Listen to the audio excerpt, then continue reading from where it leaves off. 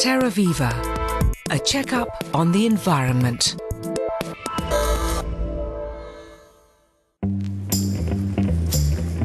Every year, more than 170,000 people flock to the world-renowned Glastonbury Music Festival. In spite of its green ethos, it's been heavily criticised in recent years for its impact on the environment. New green initiatives have been launched for its 40th anniversary as part of a growing interest in how these kinds of events can be greener.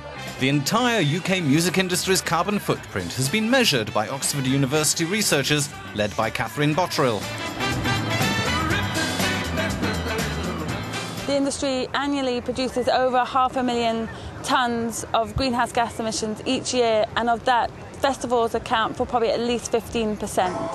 I estimated sort of over 80,000 tonnes of CO2 of that, over 500,000. That would be sort of the town of 8,000 people for a year, their personal emissions for that year.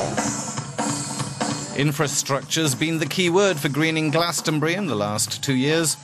A second reservoir has been built for this year. 2,000 litres of mains water now feeds into the festival facilities. Free drinking water is available for everybody without being trucked in, eliminating vehicle movement on site. We've reduced our CO2 emissions by about 25% by reducing the transportation of water and sewage.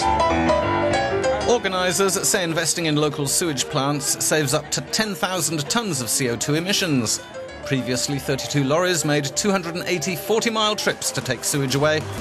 Today, 3 lorries transport it locally, and a big new project might cut the festival's carbon footprint by 30% next year.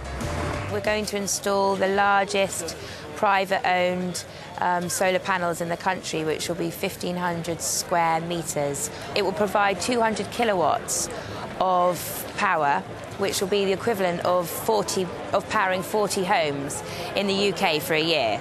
It's not enough for powering Glastonbury, but it's enough to power the main stage, the pyramid stage, over the period of the festival. Every day, an army of 160 green policemen and women inform festival goers on what to do and what not to do to respect the environment. Recycling bins? Of course we will. I bloody hope so. I seriously hope so. I'm watching you two. I've got my eye on you. People caught urinating in the bushes or dropping cigarette butts can be expelled from the festival. What goes on the ground is collected every morning by 950 litter pickers. In spite of the campaign to leave no trace and take litter away, last year 1,000 tonnes of litter were produced. At Glastonbury, all the litter is separated on site. A rare facility to find at other festivals, at least of this scale. Every day, between 10 to 15 tonnes of garbage come here to be sorted and compacted. Last year, 49% of waste was recycled. A total of 90 tonnes of dry waste and 150 tonnes of compostable material.